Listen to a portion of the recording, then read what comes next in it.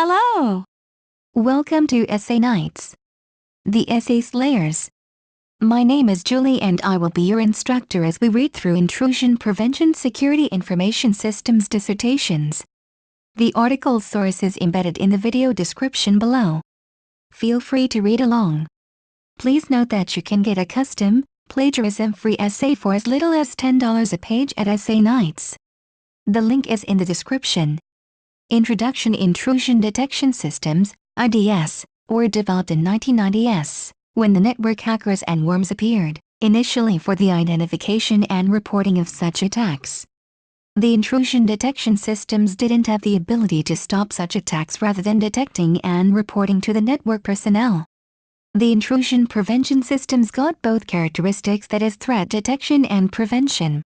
The detection process analyzes the events for any possible threats, while the intrusion prevention stops the detected possible threats and reports the network administrator. Purpose and scope. The main purpose of the project is to evaluate the security capabilities of different types of IDPS technologies in maintaining the network security. It provides detailed information about the different classes and components of IDPS technologies, for example, detection methods, security capabilities, prevention capabilities and internals of IDPS. It is mainly focused on different detection techniques and responses by these technologies. 1.2 Audience. The information can be useful for computer network administrators, network security personnel, who have little knowledge about these IDPS technologies. 1.3 Project Structure. The project is organized into the following major structure. Section 2 provides a general introduction of IDPS. Section 3 provides detailed information about IDPS technologies, components and architecture, detection methodologies, security capabilities and prevention capabilities. Section 4 provides the internals of IDPS and incident response. Section 2, Introduction of IDPS. This chapter explains the intrusion detection and prevention process, uses, functions and different types of IDPS. The modern computer networks provide fast, reliable and critical information not only to a small group of people but also to ever-expanding group of users. This need led the development of redundant links, notebook computers, wireless networks and many others.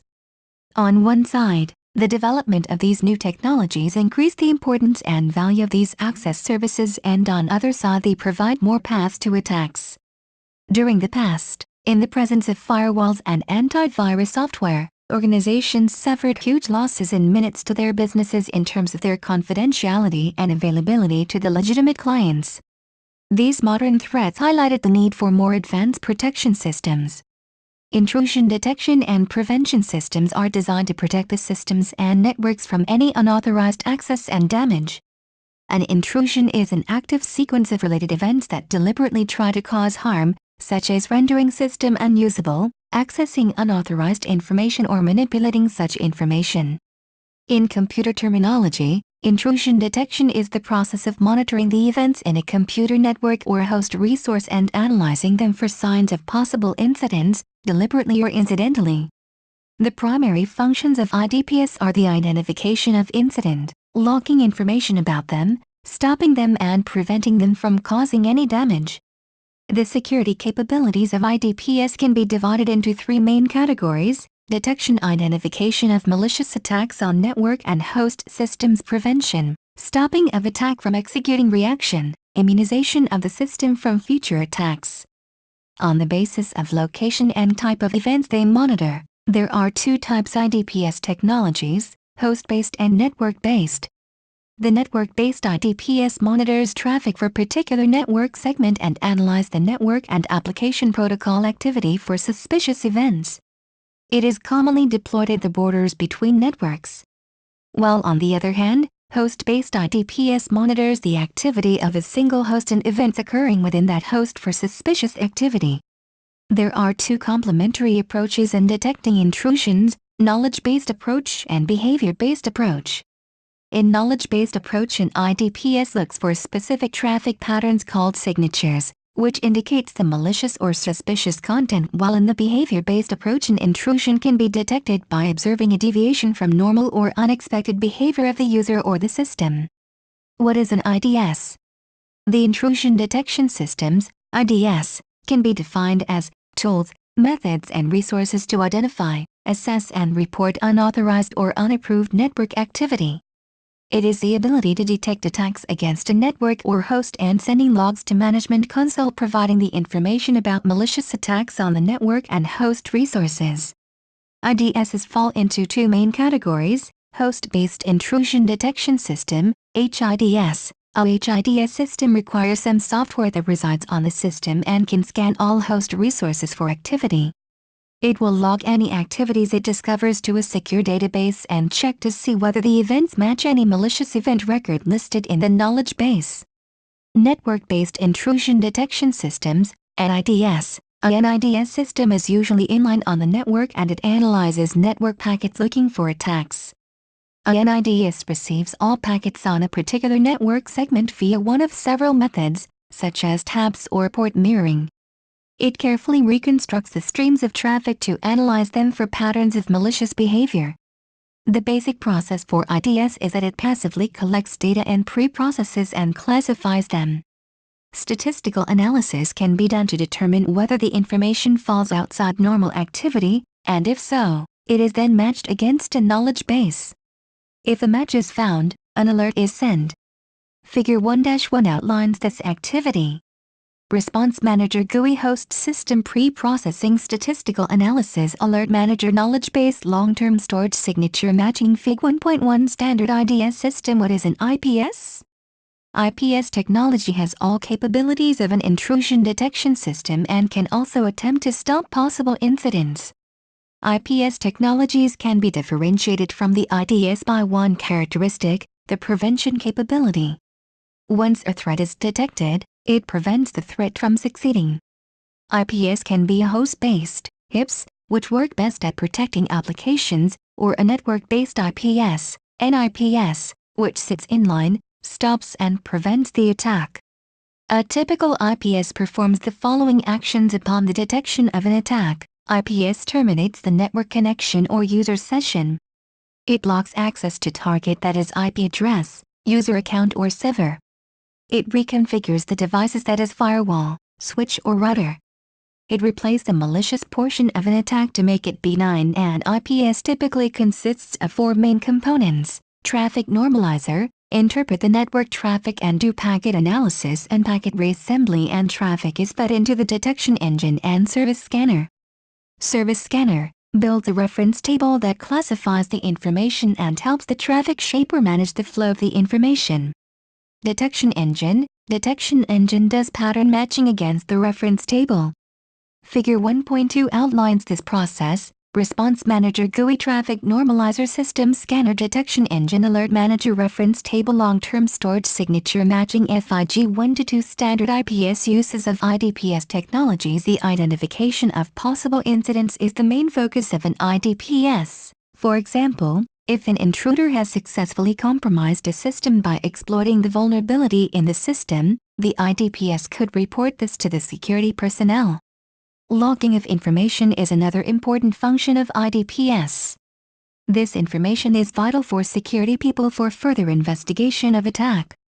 IDPS has also the ability to identify the violation of security policy of an organization, which could be intentionally or unintentionally, for example, an unauthorized access to a host or application. Identification of reconnaissance activity is one of the major capabilities of IDPS, which is the indication of an imminent attack, for example, scanning of hosts and ports for launching further attacks. In this case, an IDPS can either block the reconnaissance activity or it can alter the configurations of other network devices. Functions of IDPS technologies. The main difference between different types of IDPS technologies is the type of events they can recognize. Following are some main functions. Recording of information regarding observed events. This information could be stored locally or could be sent to the logging server. Sending of alerts is one of the vital functions of IDPS. Alerts are sent through different methods, that is email, SNMP traps, syslog messages, etc. In case of detection of a new threat, some IDPS do have the ability to change their security profile. For example, when a new threat is detected, It might be able to collect more detailed information about the threat. IDPS not only performs detection but it also performs prevention by stopping the threat to succeed.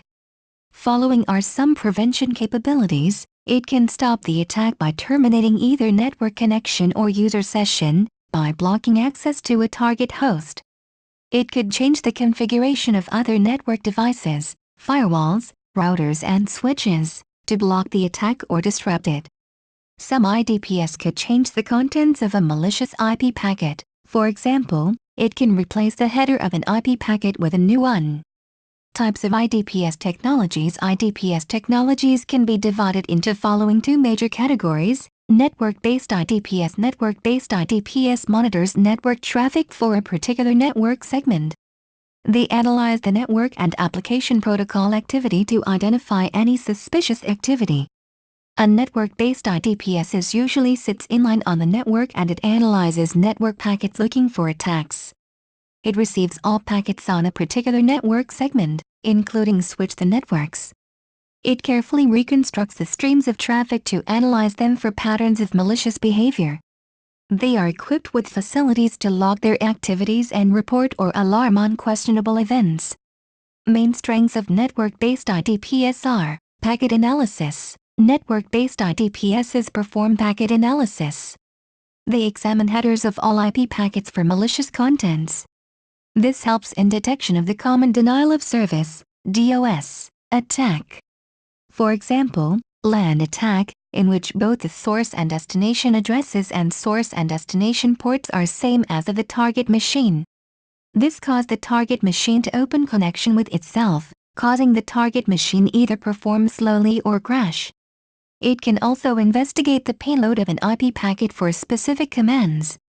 Real-time detection and response. Network-based IDPS detects attacks in real time as they are occurring in the real time and provides faster response. For example, if the hacker initiated a TCP-based DOS attack, IDPS can drop the connection by sending a TCP reset. Malicious content detection. Network-based IDPS remove and replaces suspicious portion of the attack. For example, if an email has infected attachment, an IDPS removes the infected file and permits the clean email. Evidence for prosecution. Network-based IDPS monitors real-time traffic and if an attack is detected and captured, the hacker cannot remove the evidence. Because the captured attack has data in it but also the information about his or her identification, which helps in the prosecution. Host-based IDPS. A host-based system monitors the characteristics of a single host and the events occurring within that host for suspicious activity. It requires some software that resides on the system and monitors the network traffic, syslog, processes, file access and modification and configuration or system changes. It logs any activities it discovers to a secure database and checks to see whether the events match any malicious event record listed in the knowledge base. Some of the major strengths of host-based IDPS are as under: verification of attack. Host-based IDPS uses logs which contains events that have actually occurred. It has the advantage of knowing if the attack is successful or not. This type of detection is more accurate and generates fewer false alarms.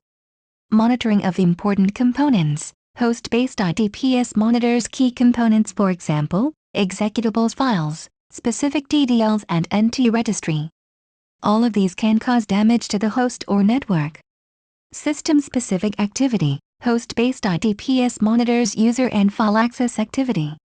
It monitors the logoff or login procedure and monitors it on the basis of current policy. It also monitors the file access, for example, opening of a non-shared file. Switched and encrypted environments. Host-based IDPSs provide greater visibility into purely switched environment by residing on as many critical hosts as needed. Encryption is a challenging problem for network-based IDPS but not a major problem for host-based IDPS. If the host in question has log-based analysis, the encryption will have no impact on what goes into the log files. Near real-time detection. A host-based IDPS relies on the log analysis, which is not a true real-time analysis. But it can detect and respond as soon as the log is written to and compare to the active attack signatures. Real-time detection and response. Stack-based IDPS monitors the packets as they traverse the TCP/IP stack. It examines inbound and outbound packets and examines in real time if an attack is being executed. If it detects an attack in real time, then it can respond to that attack in the real time. Section 2. IDPS Analysis Schemes. IDPSs perform analysis. This chapter is about the analysis process, what analysis does, and different phases of analysis. 2.2 Analysis in the context of intrusion detection and prevention. Analysis is the organization of the constituent parts of data and their relationships to identify any anomalous activity of interest. Real-time analysis is analysis done on the fly as the data travels the path to the network or host. The fundamental goal of intrusion detection and prevention analysis is to improve an information system's security. This goal can be further broken down: create records of relevant activity for follow-up, determine flaws in the network by detecting specific activities, record unauthorized activity for use in forensics or criminal prosecution of intrusion attacks, act as a deterrent to malicious activity, increase accountability by linking activities of one individual across system. 2.3 Anatomy of intrusion analysis. There are many possible analysis schemes, but in order to understand them, the intrusion process can be broken down into following 4 phases. 1. Pre-processing. Pre-processing is the key function once the data is collected from IDPS sensor. The data is organized in some fashion for classification. The pre-processing helps in determining the format the data are put into, which is usually some canonical format or could be a structured database. Once the data are formatted, they are broken down further into classifications. These classifications can depend on the analysis schemes being used. For example, if rule-based detection is being used, the classification will involve rules and patterns descriptors. If anomaly detection is used, then statistical profile based on different algorithms in which the user behavior is baseline over the time, and any behavior that falls outside of that classification is flagged as an anomaly. Upon completion of the classification process, the data is concatenated and put into a defined version or detection template of some object by replacing variables with values. These detection templates populate the knowledge base, which are stored in the core analysis engine. 2. Analysis. Once the processing is completed, the analysis stage begins. The data record is compared to the knowledge base, and the data record will either be logged as an intrusion event or it will be dropped. Then the next data record is analyzed. The next phase is response. 3. Response. Once information is logged as an intrusion, a response is initiated. The inline sensor can provide real-time prevention through an automatic response. Response is specific to the nature of the intrusion or the different analysis schemes used. The response can be set to be automatically performed, or it can be done manually after someone has manually analyzed the situation. 4. Refinement. The final phase is the refinement stage.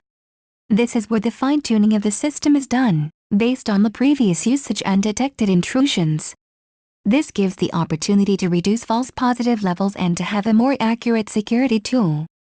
Analysis process by different detection methods. The intrusion analysis process solely depends on the detection method being used. Following is the information regarding the 4 phases of intrusion analysis by different detection methods. Analysis process by rule-based detection. Rule-based detection, also known as signature detection, pattern matching, and misuse detection. Rule-based detection uses pattern matching to detect known attack patterns. The 4 phases of intrusion analysis process applied in rule-based detection system are as under. Pre-processing. The data is collected about the intrusions, vulnerabilities, and attacks, and then it is put down into classification scheme or pattern descriptors. From the classification scheme, a behavior model is built and then into a common format. Signature name, the given name of the signature, signature ID, the unique ID for the signature, signature description, the description of the signature and what it does, possible false positive description, an explanation of any false positives that may appear to be an exploit but are actually normal network activity. Related vulnerability information. This field has any related vulnerability information. The pattern descriptors are typically either content-based signatures, which examine the payload and header of packet, or context-based signatures that evaluate only the packet headers to identify an alert.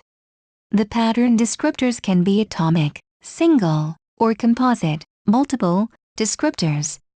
Atomic descriptor requires only one packet to be inspected to identify an alert, while composite descriptor requires multiple packets to be inspected to identify an alert. The pattern descriptors are then put into a knowledge base that contains the criteria for analysis. Analysis. The event data are formatted and compared against the knowledge base by using pattern matching analysis engine. The analysis engine looks for defined patterns that are known as attacks. Response. If the event matches the pattern of an attack, the analysis engine sends an alert. If the event is partial match, the next event is examined. Partial matches can only be analyzed with a stateful detector, which has the ability to maintain state, as many IDS systems do. Different responses can be returned depending on the specific event records. Refinement. Refinement of pattern matching analysis comes down to updating signatures, because an IDS is only as good as its signature update. Analysis process by profile-based detection. Anomaly detection. An anomaly is something that is different from the norm or that cannot be easily classified. Anomaly detection, also referred to as profile-based detection, creates a profile system that flags any events that strays from a normal pattern and passes this information on to output routines. The analysis process by profile-based detection is as following. Pre-processing. The first step in the analysis process is collecting the data in which behavior considered normal on the network is base-aligned over a period of time. The data are put into a numeric form and then formatted. Then the information is classified into a statistical profile that is based on different algorithms is the knowledge base.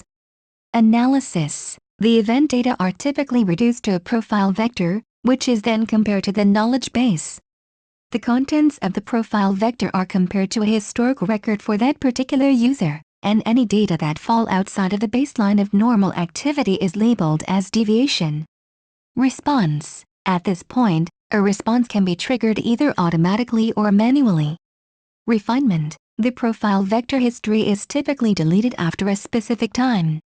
In addition, different weighting systems can be used to add more weight to recent behavior than past behaviors.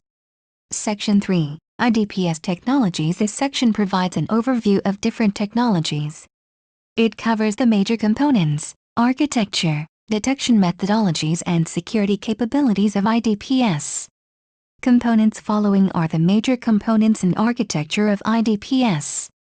Sensor and agents. Sensors and agents monitors and analyze the network traffic for malicious traffic. Sensor. The technologies that use sensors are network-based intrusion detection and prevention systems, wireless-based intrusion detection and prevention systems and network behavior analysis systems. Agents. The term agent is used for host-based intrusion detection and prevention technologies. Database server. The information recorded by the sensors and agents are kept safely in a database server. Console. A console is software that provides an interface for the IDPS users. Console software is installed on the administrator's PC. Consoles are used for configuring, monitoring, updating and analyzing the sensors or agents. Management server. It is a centralized device, receives information from sensors and agents and manages that information. Some management server can also perform analysis on the information provided by sensor and agents, for example correlation of events. Management server can be both appliance-based or software-based. 3.1 Network architecture. IDPS components are usually connected with each other through organization's network or through management network. If they are connected through management network, each agent or sensor has additional interface known as management interface that connects it to the management network. IDPS cannot pass any traffic between management interface and its network interface for security reasons. The components of an IDPS, that is consoles and database servers, are attached only with the management network. The main advantage of this type of architecture is to hide its existence from hackers and intruders and ensure it has enough bandwidth to function under DOS attacks. Another way to conceal the information and communication is to create a separate VLAN for its communication with the management. This type of architecture doesn't provide as much protection as the management network does. 3.2 Security capabilities. IDPs provide different security capabilities. Common security capabilities are information gathering, logging, detection and prevention. 3.2.1 Information gathering. Some IDPs gather general characteristics of a network, for example, information of hosts and network. They identify the hosts, operating system and application they use, from observed activity. 3.2.2 Logging capabilities. When a malicious activity is detected by the IDPs, it performs logging. Logs contain date and time, event type, rating and prevention action if performed. This data is helpful in investigating the incident. Some network-based IDPs captures packet while host-based IDPs records user ID. IDPs technologies allow log to be stored locally and send copies of centralized logging server, that is syslog. 3.2.3 Detection capabilities. The main responsibility of an IDPs is to detect malicious activity. Most IDPs uses combination of detection techniques. The accuracy and types of events they detect greatly depends on the type of IDPs. IDPs gives great results once they are properly tuned. Tuning gives more accuracy, detection and prevention. Following are some of the tuning capabilities. Thresholds. It is a value that sets the limit for normal and abnormal behavior. For example, the number of maximum login attempts. If the attempts exceed the limit, then it is considered to be anomalous.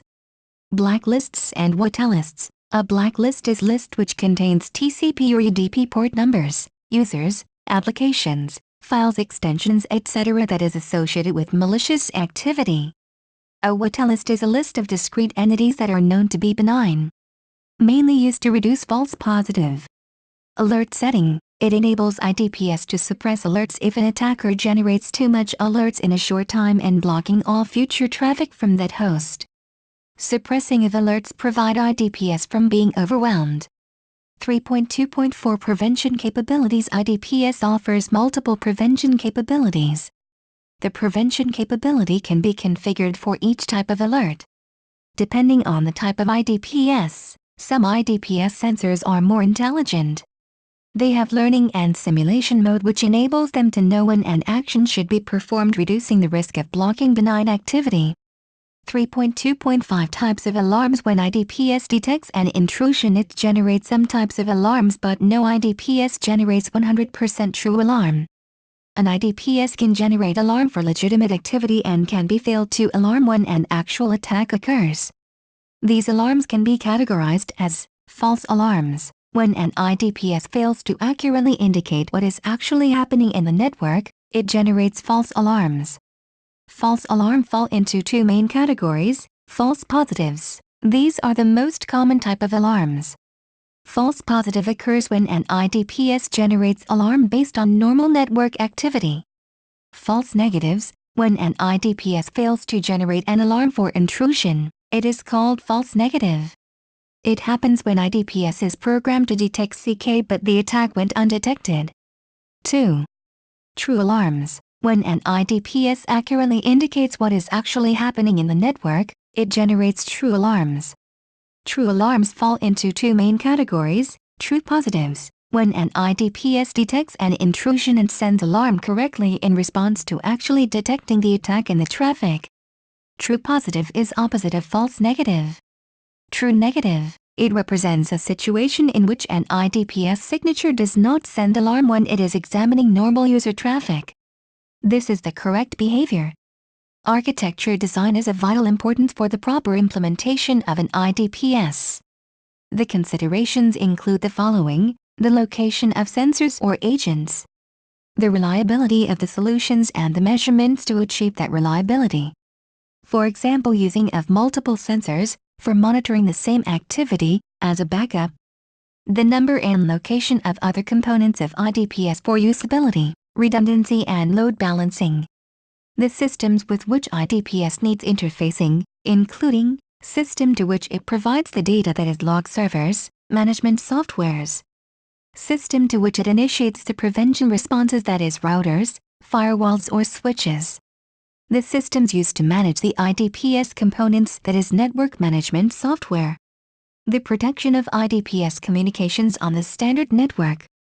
3.3 Maintenance and operation. Mostly IDPS are operated and maintained by user graphic interface called console. It allows administrator to configure and update the sensors and servers as well as monitor their status.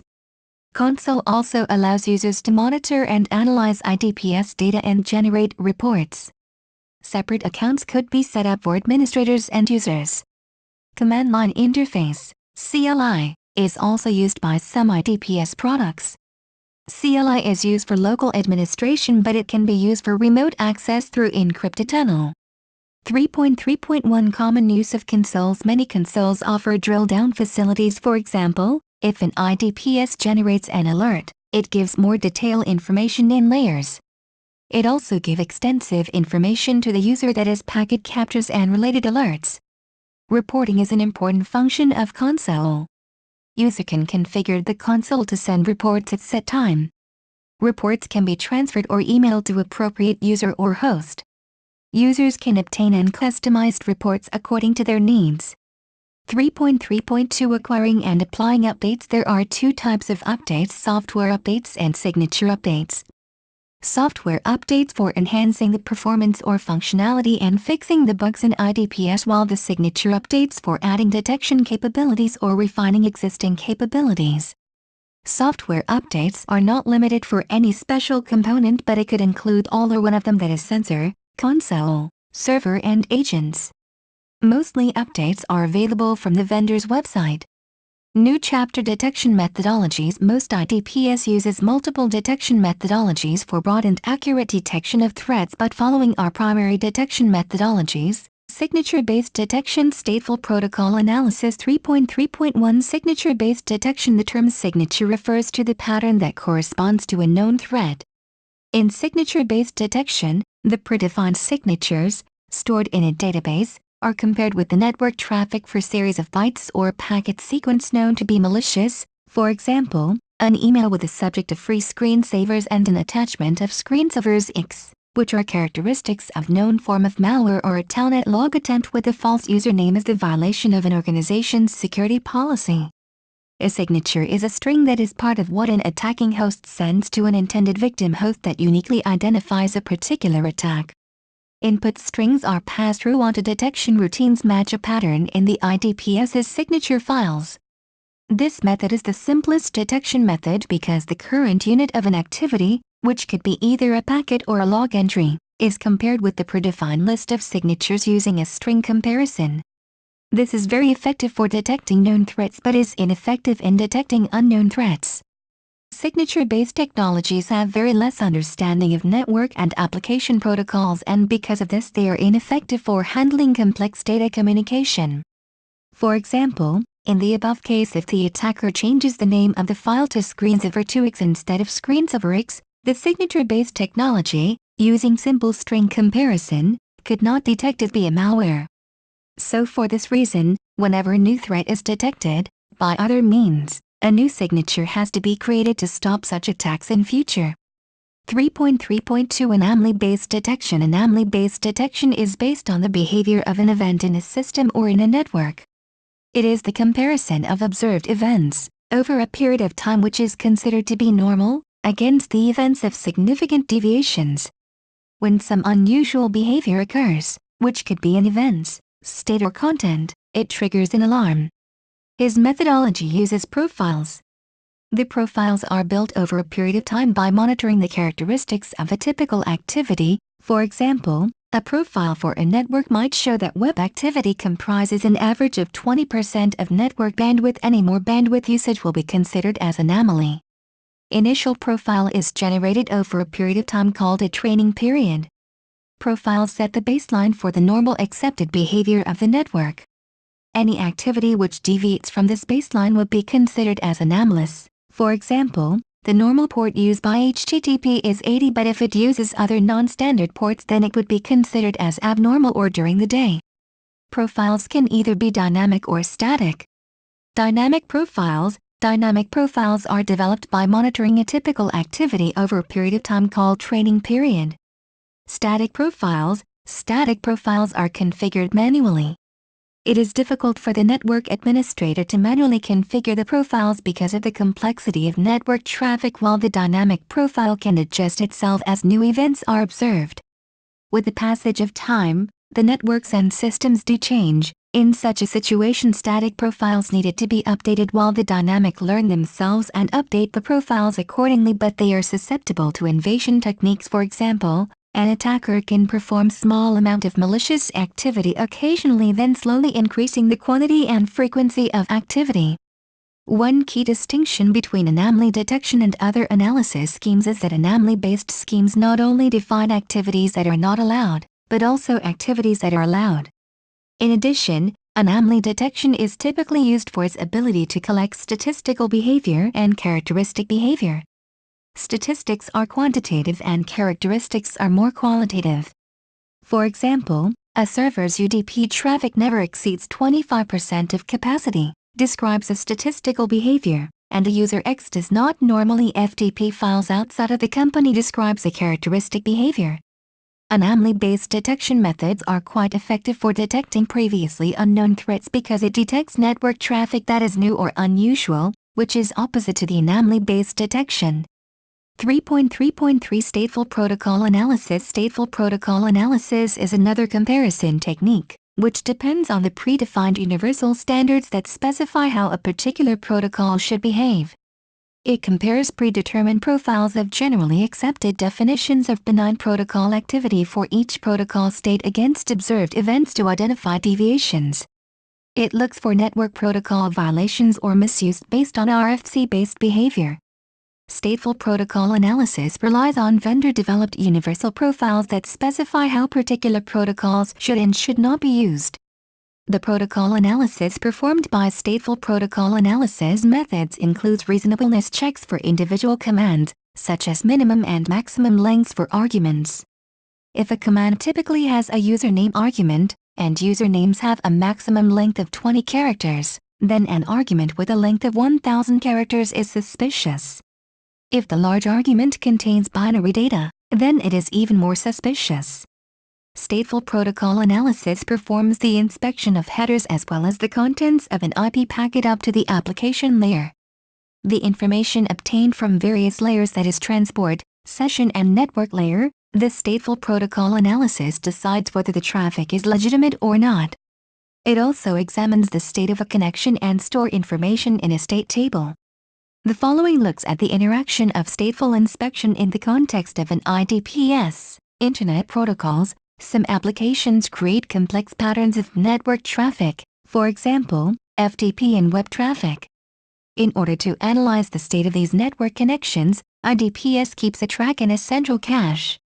When IDPS receives a packet, it is analyzed against the state table to assess whether or not to allow it to its destination. For example, FTP utilizes multiple simultaneous network connections. When a user opens a connection to a server on the internet and requests a file, the stateful protocol analysis searches for outgoing port commands and subsequently adds a cache entry for the anticipated data connection. Since the port command contains the address and port information, the connection would be identified. TCP connections. A normal TCP connection follows a three-way handshake process to set up a connection. In the TCP initiation packet, the SYN flag is set and its ACK flag is cleared, but the following packets do not have the same structure because they contain data. These subsequent packets are bidirectional and stateful inspection monitors these packets in order to make it sure that they are legitimate. UDP connections. UDP is considered to be the unreliable protocol as the packets do not contain any connection information. The header contains only source, destination IP addresses, port numbers and message type. In case of UDP, an entry is created in the cache to build up a virtual connection. The entry will contain the IP addresses and port numbers. So for a short period of time the IP packets coming from the same IP addresses and port numbers would be allowed. When IDPS monitors the behavior of the application protocol, it performs decoding. While decoding, it can detect the following anomalies: running a protocol or service on non-standard ports. Changes in the field values. The typical components of an IDPS solution are sensors, agents and manager, management server, database server. Manager, management server, sensor is the main repository in network-based IDPs. They are critical in intrusion detection and prevention architectures. Sensors are the beginning point of intrusion detection and prevention systems. They supply the initial data about the potentially malicious activity. Within a particular network architecture, sensors are usually, but not always, considered the lowest end components because sensors typically do not have very sophisticated functionality. They are usually designed to obtain only certain data and pass them on. The network interface cards, NIC, monitoring the network data are placed into the promiscuous mode, which accept all incoming traffic regardless of their destinations. There are two basic types of sensors: hardware-based, appliance-based sensors. Hardware-based or appliance-based sensors. Appliance-based or hardware-based sensors are dedicated machines that monitor the network traffic. It comprises of specialized processors for optimized performance. They are efficient in capturing and analyzing the raw data for possible malicious activity. Software-based sensors. These are the software that can be installed on the hosts. They capture data from packets and prints packet header that match a particular filter expression. The packets parameter that are particularly useful in the intrusion detection and prevention are time, source and destination address, source and destination ports, TCP flags, initial sequence number from the source IP for the initial connection, ending sequence number, number of bytes and window size. Previously, the programs that most frequently use as sensors were TCP dump and libcap. TCP dump is an application, but libcap is a library called by an application. The main function of libcap is to gather packet data from the kernel of the operating system and then move it to one or more applications. For example, Ethernet card may obtain packet data from a network. The operating system over which libcap runs will process each packet, starting with determining what kind of packet it is by removing the Ethernet header to get to the next layer up the stack. The next layer will be IP layer. If so, the IP header must be removed to determine the protocol at the next layer of the stack, that is ICMP, TCP or UDP. If the packet is TCP, the TCP header is also removed and the contents of the packet are then passed on to the next layer up, the application layer. Libcap provides intrusion detection and prevention applications with this data so that these applications can analyze the content to look for attack signatures, names of hacking tools and so forth. Libcap provides a standard interface to these applications.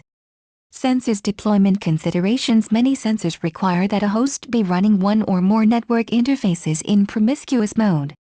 Sensors can be placed outside of exterior firewalls, inside them, or both. Sensors that reside outside of exterior firewalls record information about Internet attacks. Web server, FTP servers, extended DNS servers and mail servers often placed outside of the firewall, making them much more likely to be attacked than other hosts. Placing these systems within an organization's internal network potentially makes them lesser targets, because being within the internal network at least affords some protection, such as filtering barriers provided by firewalls and screening routers. On the other hand, at the same time, having these servers within the internal network will increase the traffic load for internal network and will also expose the internal network more if any of these servers become compromised. Given that servers placed outside of the internal network are more vulnerable to attack. Sensors can be deployed in two modes: inline mode. In this mode, they need to pass the network traffic through them in order to analyze the traffic for any malicious activity. The basic reason to put the sensor inline is to stop attacks by blocking network traffic, just like firewall. Inline sensors are usually placed between two networks, for example, connections with external networks or at the borders between different internal subnets that needed to segregate it. FIG, passive mode. In this mode, the traffic does not pass through the sensor itself, rather it analyzes the copy of network traffic for malicious activity. The sensors in passive mode are typically deployed at important key locations in the network. For example, a passive sensor can be deployed at demilitarized zone in order to watch the traffic for web server. It can watch the network traffic through different methods. Spanning port. A spanning port is a switch port that can see all the traffic passing through the switch, so attaching a sensor to the spanning port can enable it to monitor all traffic which is coming to or passing out of this port. Network tap. Network refers to the direct communication between the sensor and the physical medium. The tab provides the sensor the copy of all network traffic being carried by the media. IDS load balancer. An IDS load balancer directs the network traffic to the monitoring system, sensors. It receives copies of network traffic from different spanning port reports and sends the copies of this network traffic to listening devices, for example sensors, based on the configured rules. Common configurations include the following. If multiple sensors are deployed in the network to analyze the same activity, then it sends all traffic to multiple IDPS sensors. If there is high volume of traffic, then it dynamically split the traffic among multiple sensors. Traffic is sent to the individual dedicated sensors on the basis of protocols or IP addresses. For example, one sensor might be monitoring the web activity while the other might be monitoring the traffic of a specific subnet. Security capabilities of sensors. The security capabilities of each IDPS depend on the type of technology being used. The main security capabilities of sensors include the following. 3.5.1 Information gathering capabilities. Sensors, network-based IDPS, can collect information on hosts and the network activity of those hosts. For example, an IDPS sensor may have the list of the hosts in a network on basis of IP or MAC addresses. This list can be used to identify new hosts on the network. An IDPS sensor could use different techniques to identify the operating system used by the hosts. For example, it could have the ability of tracking the open ports on the host, which could indicate the family of the operating system. It could analyze the packet header for certain unusual characteristics. The technique is known as fingerprinting. Sensor can identify the version of an application by keeping track of the ports. To detect any change in configuration of the network, sensors gather general information about the network data. 3.5.2 Logging capabilities. In the case of detected events, IDPS performs logging of data. This data is of great importance for further investigation of the incident. The commonly logged data are IP addresses of source and destination ports. In case of TCP and UDP, message type. In case of ICMP, 3.5.3 Detection capabilities. Network-based sensors has broad range of detection capabilities. IDPS can use either one or all of the following detection mechanisms. Signature-based detection, stateful protocol analysis. Depending on the type of mechanism they used, sensors can detect the following types of events: application layer reconnaissance attacks, transport layer reconnaissance attacks, packet fragmentation, port scanning, SYN flood, network layer attacks, spoofed IP addresses, analysis of IP, ICMP and IGMP. Unexpected application services. Unexpected application services can be detected through stateful protocol analysis. For example, unauthorized applications running on hosts or any changes in the network through anomaly-based detection. Policy violations. Security violations of an organization can be detected through network-based IDPS. For example, unauthorized access to IP addresses, unauthorized access to ports, inappropriate websites and use of forbidden application protocols. 3.5.4 Prevention capabilities of sensors. Network-based IDPS sensors not only perform the detection but prevention is also an important function of such types of technologies. Following are the prevention capabilities. By ending the TCP session, passive. By session snipping, a passive sensor can terminate a TCP session. It sends a TCP reset packets to both endpoints. Both the endpoint thinks that the other end wants to end the session. By performing firewalling, inline, when sensors are placed inline, they behave like a firewall. If they detect any activity as suspicious, they have the capability to drop or reject the suspicious activity bandwidth allocation. Inline, if a protocol is used for any malicious activity, then IDPS sensor has the ability to limit the percentage of bandwidth that a protocol can use. Repackaging or replacing the content. Inline, if an attacker changed the content of the packet for any malicious activity, the inline sensor can replace the payload in new packets, thus normalizing the traffic. Reconfiguring other devices. If an internal host has been compromised, IDPS sensor can instruct other network devices to block certain types of activity. Using other programs. If an IDPS sensor doesn't support the prevention action that is desirable by the administration, It can trigger programs specified by the administration in case of any detected attack. 3.6 Agents. Agent is the repository of a host-based IDPS. Host-based IDPS have detection software known as agents installed on the hosts to monitor the activities of that single host or dedicated appliances running agent software installed on them. Each appliance monitors the network activity coming to and going from a particular host. The primary function of the agents is the analysis of input provided by sensors. An agent can be defined as a group of processes that run independently and that are programmed to analyze system behavior or network events, or both, to detect anomalies and violations of an organization's security policy. Each agent performs a specialized function independently. For example, some agents may examine network traffic and host-based events generally, that is, such as checking whether normal TCP connections have occurred, their start and stop times, the amount of data transmitted, or whether certain services have crashed.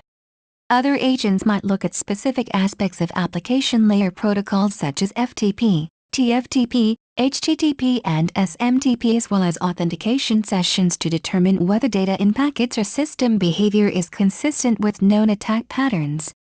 The independent running of agents means that if one agent crashes or it is impaired in some manner, the other will continue to run normally. It also means that agents can be added or deleted from an IDPS. Although each agent runs independently on the particular host on which it resides, agents often cooperate with each other. Each agent may receive and analyze only one part of the data regarding a particular system, network, or device. Agents normally share information they have obtained with each other by using a particular communication protocol over the network. When an agent detects an anomaly or policy violation, such as an attempt to route or a massive flood of packets over the network, the agent will immediately notify the other agents of what it has found. This new information, combined with the information the another agent has, may cause that agent to report that an attack on another host also occurred. At a minimum, an agent needs to incorporate 3 functions or components: a communication interface to communicate with other components of an IDPS, a listener that waits in the background for data from sensors and messages from other agents and receives them, a sender that transmits data and messages to other components, such as other agents, and the managed components using established means of communication such as network protocols. Besides the above, the agents can also provide a variety of additional functions. For example, agents can perform correlation analysis on input received from a wide range of sensors. In some agents' implementation, the agents themselves generate alerts and alarms. In some other implementations, agents access large databases to launch queries to obtain more information about specific source and destination IP addresses associated with certain types of attacks, times at which known attacks have occurred, frequencies of scans and other types of malicious activity, and so forth. From this kind of additional information, agents can perform functions such as tracking the specific phases of attacks and estimating the threat that each attack constitutes. Host-based IDPS often have extensive knowledge about characteristics and configuration, and due to this ability they can determine whether or not an attack against the host would succeed if not stopped. Agents deployment considerations: agent can and should be configured to the operating environment in which it's run. In host-based intrusion detection, each agent generally monitors one host. Sometimes sensors on multiple hosts send data to one or more central agents. Generally, host-based agents are deployed to publicly accessible servers. In network-based intrusion detection, agents are generally placed in 2 locations, where they are most efficient. Efficiencies related to the particular part of a network where connections to sensors and other components are placed. The more locally co-resident the sensors and agents are, the better the efficiency. Where they will be sufficiently secure, the threat of subversion of agents is a major issue. Agents are typically much smarter than sensors.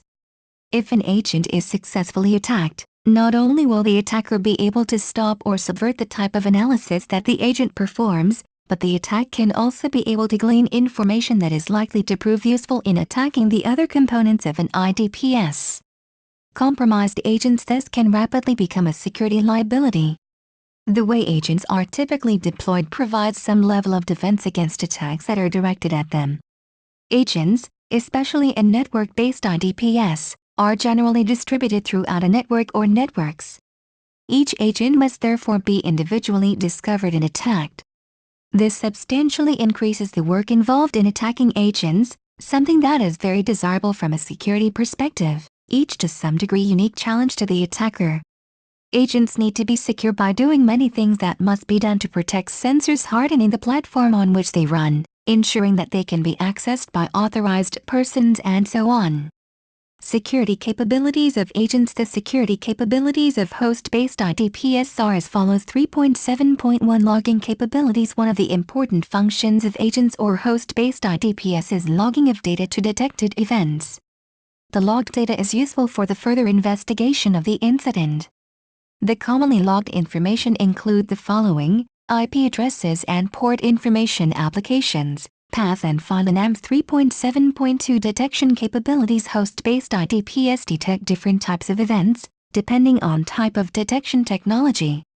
Some of the techniques are code analysis. Agents can analyze attempts to execute code, which could be the signs of possible malware activity, by the following techniques: analysis of code behavior. Before running the code on the host, it is executed in a virtual environment and the output is analyzed with the profiles of accepted or unaccepted behavior.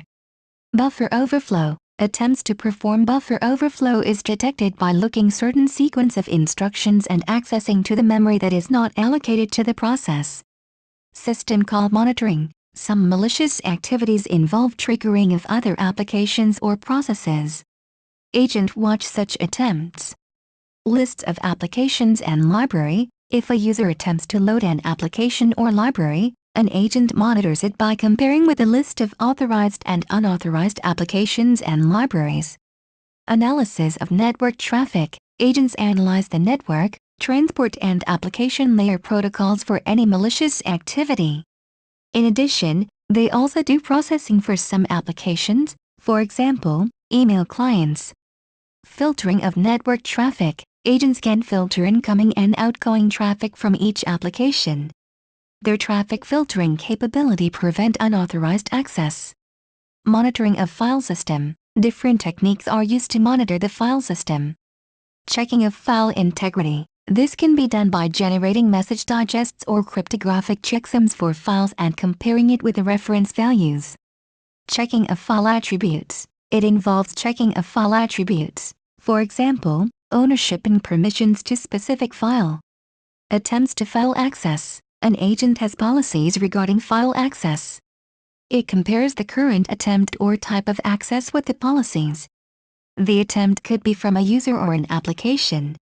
Monitoring of network configuration. Agent can monitor a host's network configuration and detect if it has been changed, for example, additional ports of a host being used or additional network protocols.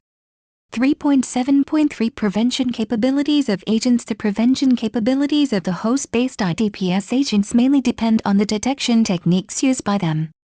Analysis of code. To prevent the code from being executed, host-based IDPs uses code analysis technique, which could prevent malware and unauthorized applications. Some also prevent invoking of the shells, which may cause certain type of attack, by stopping network applications. Analysis of network traffic. By analyzing the network traffic, it stops the incoming traffic that might be malicious or outgoing traffic that might be unauthorized. The analysis can also prevent unauthorized downloading or transferring of files to a host. Network analysis technique might reject or drop the network traffic. Filtering of network traffic. If the activity is identified by the IP address, ports, ICMP message type or unauthorized policy violation, it can stop unauthorized access. Monitoring of file system. This capability prevents system files from being accessed, modified or deleted, which could stop any malicious activity. 3.8 Manager. The final component in multi-tier architecture is the manager, also known as server. The fundamental purpose of this component is to provide an executive or master control capability for an IDPs. Function sensors are usually low-level components and net agents are usually more sophisticated components. At a minimum, analyze the data they receive from sensors and possibly from each other. Although sensors and agents are capable of functioning without a master control component, but master component is extremely advantageous in helping all components work in a coordinated manner along with some other valuable functions. Data management. IDPS can gather massive amount of data. One way to deal with this amount of data is to compress, to conserve disk space, archive it, and then purge it. Having sufficient disk space for management purposes is a major consideration. One good solution is RAID, redundant array of inexpensive disks, which writes data to multiple disks and provides redundancy in case of any disk failing. Another option is optical media, such as worm drives. The manager component of an IDPS will also organize the stored data that is a rational database.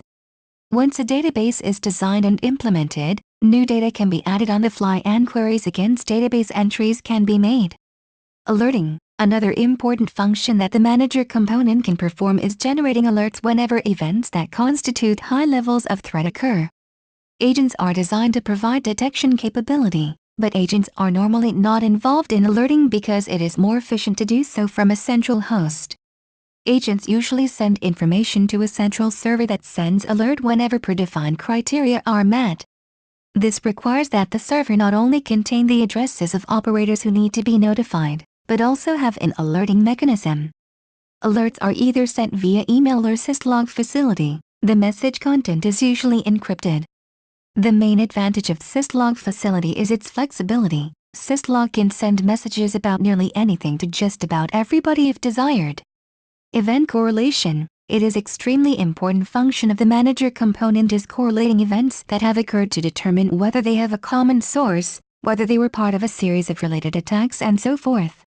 High-level analysis. The manager component can perform high-level analysis of the events that the intrusion detection or intrusion prevention tool discovers. The manager component can track the progression of each attack from stage to stage, starting with the preparatory stage. Additionally, this component can analyze the threat each event constitutes, sending notification to the alert generation whether a threat reaches a certain specified value. Monitoring other components. Being decentralized, the manager is ideal to perform this function.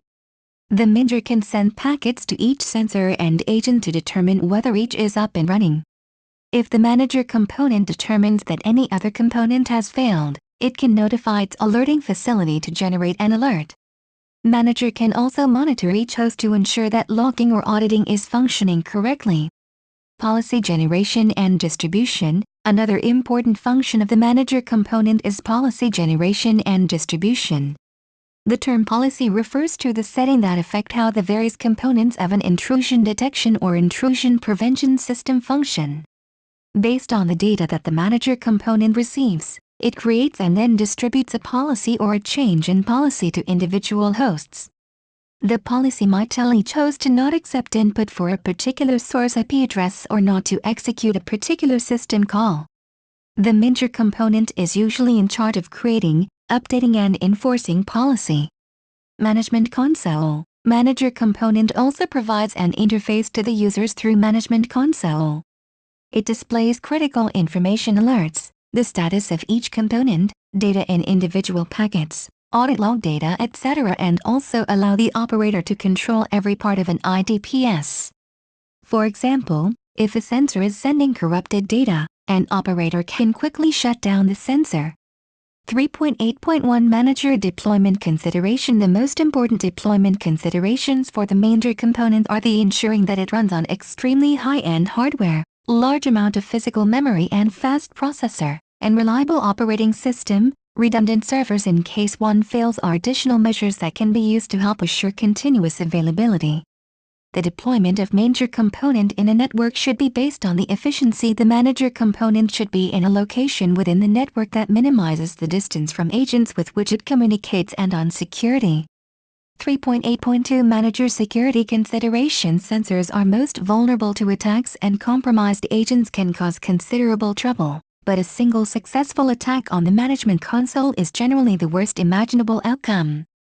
Such attack can result in a multi-tiered architecture becoming compromised or unusable, so the hardening of the host on which it runs is indispensable. Hardening includes measures to prevent denial of service attacks, shutting down of unnecessary services, and it should not be located in a portion of a network that has particularly high level of traffic. The hardware platform on which the manager component runs should have to be dedicated for this function.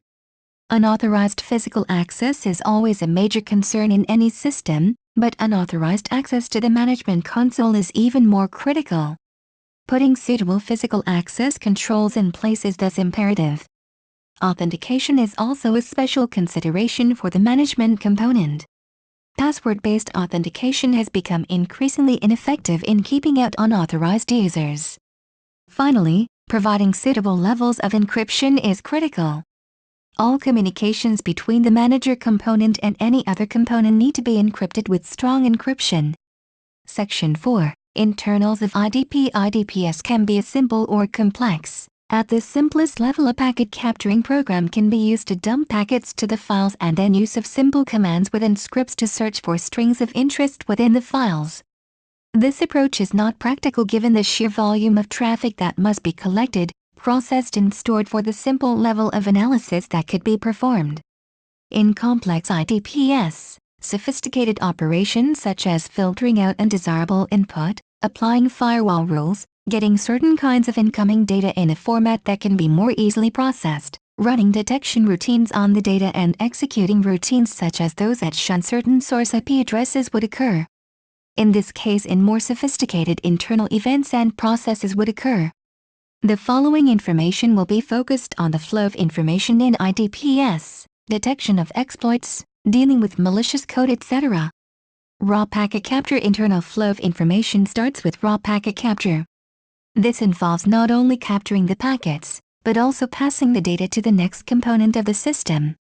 In promiscuous mode, the NIC picks up every packet at the point at which it interfaces with network media. In non-promiscuous mode, NIC picks up only packets bound for its particular MAC address, ignoring the others. Non-promiscuous mode is appropriate for host-based intrusion detection and prevention, but not for network-based intrusion detection and prevention. A network-based intrusion detection and prevention system normally has two NICs, one for raw packet capture and the second to allow the host on which the system runs to have network connectivity for remote administration. The IDPs must save the raw packets that are captured, so they can be processed and analyzed at same later point. In most cases, the packets are held in memory long enough so initial processing activities can occur and soon afterwards, written to a file or a data structure to make room in memory for subsequent input or discard. TCDump. TCDump could well be called the first intrusion detection systems, which it was initially released in 1991. TCDump is capable of capturing, displaying and storing all forms of network traffic in a variety of output formats. The syntax for the TCDump command is as follows: TCDump ADEFLNNOPQSTVXE count F file I interface R file S snaplin T type W file expression. The most commonly used options are described in table below. Option description: C capture count packets, then exit. E print the link level header. I the name of the network interface to capture data from. N don't convert IP addresses or port numbers to names. O don't attempt to optimize the generated code. P don't put the interface in promiscuous mode. R read packets from the TCDump capture file. S capture snaplin bytes of data from each packet. S print TCP sequence numbers as capture 32-bit value. T don't print any timestamp. TT print timestamp as standard Unix timestamp. V produce more verbose output. W write packets to file in raw format. X print the packet in hexadecimal. Filtering. No need for an IDPs to capture every packet necessarily exists. Filtering out certain type of packets could instead be desirable. Filtering means limiting the packets that are captured to certain logic based on characteristics, such as type of packets, IP source address range and others. Especially in very high-speed networks, the rate of incoming packets can be overwhelming and can necessitate limiting the type of packets captured. Filtering raw packets data can be done in several ways. The NIC itself may be able to filter incoming packets. The driver for the network card may be able to take BPF rules and apply them to the card. The filtering rules specified in the configuration of the driver itself. This type of filtering is not likely to be as sophisticated as the BPF rules. Another method of filtering raw packet data is using packet filters to choose and record only certain packets, depending on the way filters are configured. LibCap, for example, offers packet filtering via BPF interpreter. The BPF interpreter receives all the packets, but it decides which of them to send onto applications. In most operating systems, filtering is done in kernel space. The operating systems with the BPF interpreter in kernel are, thus, often the best candidates for IDPS platforms. Filtering rules can be inclusive or exclusive, depending on the particular filtering program or mechanism. For example, the following dump filter rule, port HTTP, or UDP port 111, will result in any packets bound for an HTTP port or UDP port 11. Packet decoding packets are subsequently sent to a series of decoder routines that define the packet structure for the layer 2, data link, data, Ethernet, token ring, or IEEE 802.11 that are collected through promiscuous monitoring. The packets are then further decoded to determine whether the packet is an IPv4, which in case when the first nibble in the IP header is 4, an IP header with no options, which in case when the first nibble in the IP header is 5, or IPv6, where the first nibble in the IP header is 6, as well as the source and the destination IP addresses, the TCP and UDP source and destination ports and so forth. Packet decoding examines each packet to determine whether it is consistent with applicable RFCs. The TCP header size plus the TCP data size should, for instance, equal the IP length. Packets that cannot be properly decoded are normally dropped because the IDPS will not be able to process them properly. Some IDS, such as Snort, go even further in packet decoding in that they allow checksum tests to determine whether the packet header contents coincide with the checksum value in the header itself. Checksum verification can be done for one, or any combination of, or all of the IP, TCP, UDP, and ICMP protocols. Storage. Once each packet is decoded, it is often stored either by saving its data to a file or by assimilating it into a data structure while, at the same time, the data are cleared from memory. Storing data to a file is rather simple and intuitive. New data can simply be appended to an existing file or a new file can be opened, and then written to. Fragment reassembly decoding makes sense out of packets, but this does not solve all the problems that need to be solved for an IDPS to process the packet properly. Packet fragmentation poses another problem for IDPS. A reasonable percentage of network traffic consists of packet fragments with which firewalls, routers, switches and IDPS must deal. Hostile fragmentation, packet fragmentation used to attack other systems or to evade detection mechanisms, can take several forms. One packet fragment can overlap another in a manner that fragments will be reassembled so subsequent fragments overwrite parts of the first one instead of being reassembled in their natural sequential order. Overlapping fragments are often indications of attempt. If none of these know how to deal with packets of this nature, they would be unable to process them further. Packets may be improperly sized. In one variation of this condition, the fragments are excessively large, greater than 65,535 bytes and thus, likely to trigger abnormal conditions, such as excessive CPU consumption in the hosts that receive them. Excessively large packets thus usually represent attempts to produce DOS. For example, ping of death attack in which many oversized packets are sent to victim hosts, causing them to crash. Or, the packet fragments could be excessively short, such as less than 64 bytes. Often called a tiny fragment attack, the attacker fabricates and then sends packets broken into tiny pieces. If the fragment is sufficiently small, part of the header information gets displaced into multiple fragments, leaving incomplete headers. Network devices and IDPS may not be able to process these headers. In the case of firewalls and screening routers, the fragments could be passed through and on to their destination, although, if they were not fragmented, the packet might not have been allowed through. Or, having to reassemble so many small packets could necessitate a huge amount of memory, causing DOS. Still another way of fragmenting packets is to break them up, so a second fragment is contained completely within the first fragment. The resulting offsets create a huge program for fragment reassembly process, causing the host that received these fragments to crash. This kind of attack is known as a teardrop attack. A critical consideration in dealing with fragment packets is whether only the first fragment will be retained or whether the first fragment, plus the subsequent fragments, will be retained. retaining only the first fragment is more efficient.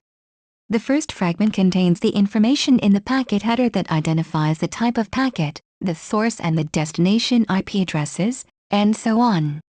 Having to associate the subsequent fragments with the initial fragment requires additional resources. Some of the subsequent fragments likely or unlikely to contain information of much value to an IDPS. Fragments reassembly can be performed in a number of ways. The OS itself can reassemble the fragments. A utility can perform this function. Stream reassembly means taking data from each TCP stream and, if necessary, reordering it, on the basis of packet sequence numbers, so it is the same as when it was sent by the host that transmitted it and also the host that receives it. This requires determining when each stream starts and stops, something that is not difficult given that TCP communications between any two hosts begin with a SYN packet and end with either a RST, reset, or FIN-ACK packet. Stream reassembly is important when data arrive at the IDPS in a different order from their original one. This is a critical step in getting data ready to be analyzed because IDPS recognition mechanisms cannot work properly if the data taken in by the IDPS are scrambled. Stream reassembly also facilitates detection of out-of-sequence scanning methods. Stream reassembly results in knowing the directionality of data exchanges between hosts, as well as when packets are missing, in case an IDPS will report this as an anomaly. The data from the reassembled streams are written to a file or data structure, again either as packet contents or byte streams, or are discarded. Stream reassembly with UDP and ICMP traffic can also be done, but both of these protocols are connectionless and sessionless and, thus, do not have the characteristics of TCP stream reassembly routines use. Some IDPS make UDP and ICMP traffic into pseudo-session by assuming that whenever two hosts are exchanging UDP or ICMP packets with no pause of transmission greater than 30 seconds, something that resembles the characteristics of a TCP session is occurring. The order of the packets can then be reconstructed. Stateful inspection of TCP sessions. The stateful inspection of network traffic is a virtual necessity whenever the need to analyze the legitimacy of packets that traverse networks presents itself. Attackers often try to slip packets they create through firewalls, screening routers, IDPSs by making the fabricated packets, such as SYN-ACK or ACK packets, look like the part of an ongoing session or like one being negotiated via three-way TCP handshake sequence, even though a session was never established. Generally, IDPSs perform stateful inspections of TCP traffic. These systems generally use tables in which they enter data concerning established sessions, and then compare packets that appear to be part of a session to the entries in the tables. If no table entry for a given packet can be found, the packet is dropped. Stateful inspection also helps IDPSs that perform signature matching by ensuring this matching is performed only on content from actual sessions. Finally, stateful analysis can enable an IDPS to identify scans in which OS fingerprinting is being attempted. Because these scans result in a variety of packets sent that do not conform to RFC 793 conventions, these scans stand out in comparison to established sessions. Firewalling. The internal flow of information within an IDPS includes filtering packet data according to the set of rules. Filtering is essentially a type of firewalling. But, after stateful inspections of traffic are performed, more sophisticated firewalling based on the results of the inspections can be performed.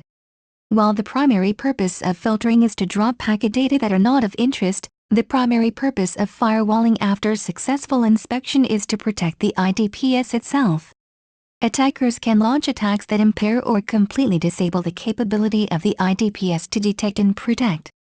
The job of the firewall is to weed out these attacks, so attacks against the IDPS do not succeed.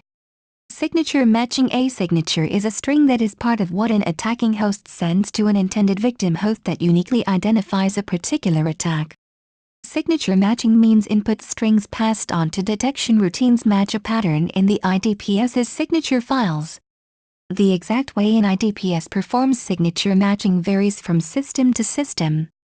The simplest, but most efficient, method is to use fgrep or a similar string search command to compare each part of the input passed from the kernel to the detection routines to lists of signatures. A positive identification of an attack occurs whenever the string search command finds a match. Rule matching rule-based IDPS are based on the rules. These types of IDPSs hold considerable promise because they are generally based on combination of indicators of attacks, aggregating them to see if a rule condition has been fulfilled. Signature themselves may constitute one possible indication. In sum, a signature that invariably indicates an attack may be the only indicator of an attack that is necessary for a rule-based IDPS to issue an alert. In most cases, particular combinations of indicators are necessary. For example, an anonymous FTP connection attempt from an outside IP address may not cause the system to be suspicious at all. But, if the FTP connection attempt is within, say, 24 hours of a scan from the same IP rule, a rule-based IDPS should become more suspicious. If the FTP connection attempt succeeds and someone goes to the /pub directory and starts entering CD, a rule-based IDPS should go crazy, because it is most likely ... attack. Rule-based systems generally have much more sophisticated profile-based matching information about user session characteristics is captured in system logs and process listings. Profile routines extract information for each user, writing it to data structures that store it. Other routines build statistical norms based on measurable usage patterns. When a user action that deviates too much from the normal pattern occurs, the profiling system flags this event and passes necessary information on to output routines. For example, if a user normally logs in from 8 a.m. to 5:30 p.m. but then one day logs in at 2 a.m., a profile-based system is likely to flag this event. 4.2 Malicious code detection. Malicious code is so prevalent and so many different types of malicious code exist, antivirus software alone cannot detail with the totality of the problem. Accordingly, another important function of intrusion detection and intrusion prevention is detecting the presence of malicious code in systems. Types of malicious code: viruses, self-replicating programs that infect files and normally need human intervention to spread. Worms, self-replicating programs that spread over the network and can spread independently of humans. Malicious mobile code, programs downloaded from remote hosts, usually, but not always, written in a language designed for interaction with the web servers. Backdoors, programs that circumvent security mechanisms, especially authentication mechanisms. Trojan horses, programs that have a hidden purpose. Usually, they appear to do something useful, but instead they perform some malicious function. User-level roots, programs that replace or change programs run by system managers and users. Kernel-level roots, programs that modify the operating system itself without indication that this has occurred. Combination malware, malicious code that crosses across category boundaries. 4.2.1 How malicious code can be detected. IDPS generally detect the presence of malicious code in much the same manner as these systems detect attacks in general.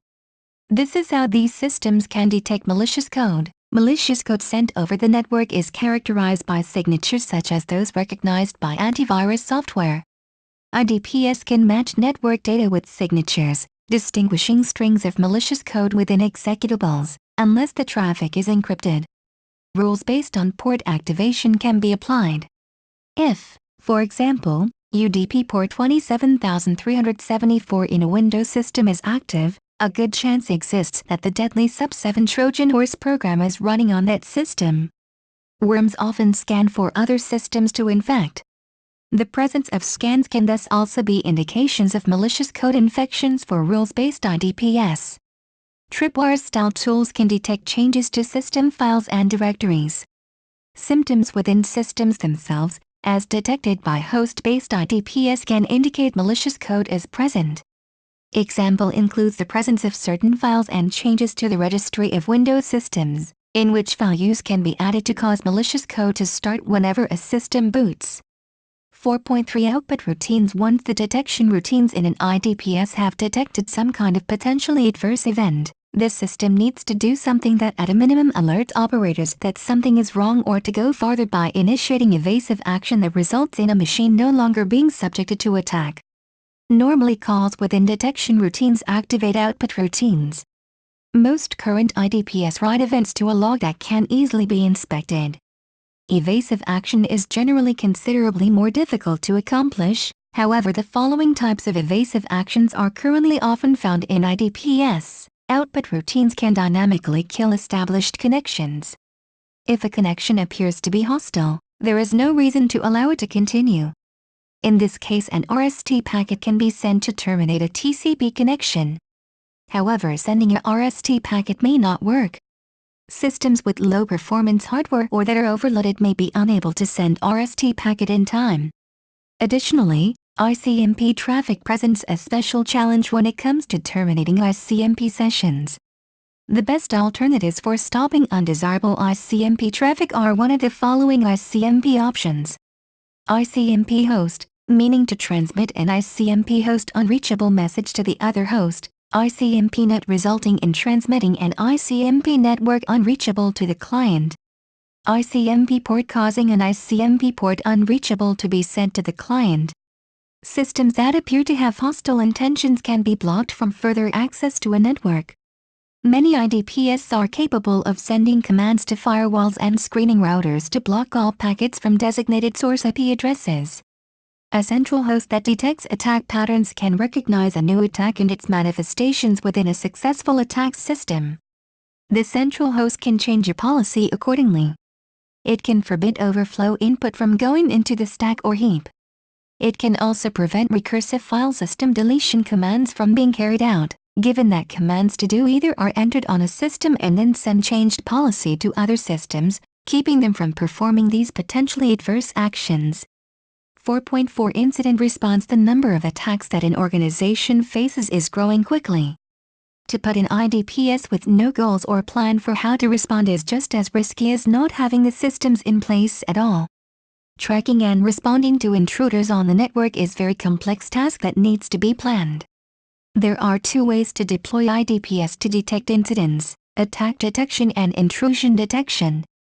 Response types. The term response is used to refer to any action taken to deal with a suspected attack. In general, there are three types of responses that are made: automatic responses, manual responses, and hybrid responses. Automatic responses that happen upon detection of a specific event. For example, a rule could be set up so that if someone connects to an active port and sends a specific attack string, that connection would be dropped. Automatic responses allow the attack to be stopped immediately and the system returns to a safe state. There are several automatic responses that can be used. Dropping the connection. This response involves stopping all communication on a port, typically at the firewall. The IDPS instructs the firewall to stop the connection. This is typically done if the attack matches a specific string of a known attack. It is important to make sure that the communication is not legitimate, because this response will stop the traffic. Also, it will only affect that single host and an attacker may just use another host to attack from. Throttling. This technique is used against port scans. Throttling adds a delay in responding to a scan, and as the activity increases, so does the increase in delay. Shunning. This is the process of identifying an attacker and denying the attacking system any network access or services. This can be done on the attacked host or at any network checkpoint, such as a router or firewall. Session sniping or resets. This technique is used when an attack signature is detected. The IDPS sends a forged reset bit to both ends of the connection to cause the connection to stop. This will cause the buffers to be flushed and the connection to be terminated, averting the attack. Session sniping can be overcome by the attacker by setting the push flag on the TCP packet, which will allow each packet to be pushed to the application as it arrives, which is not normally what happens. Session sniping is not foolproof, but it can achieve moderate success. Manual response. Automatic responses are great when they work, but the fact is that humans are still needed to verify and analyze the information. Each attack is different and humans will consider variables that an automated response cannot. IDPS are still immature technologies and need for human reaction is always crucial. Hybrid responses. Hybrid responses are the most common types of response. Most IDPS to respond effectively needs combined efforts of human and technological intervention. A hybrid response is the combination of both automated and manual response. For example, a detection of a connection to active port 21 on the network that is coming from an unauthorized IP address. The firewall drops this connection as an automated response, and the security staff needs to check through the logs for the same IP address and similar attacks. Thank you for taking your time to listen to me. I hope you enjoyed learning about intrusion prevention security information systems dissertations as much as I did. Kindly remember that you can get a custom, plagiarism-free essay at A9AYTZ for as little as $10. The link is in the description. See you next time.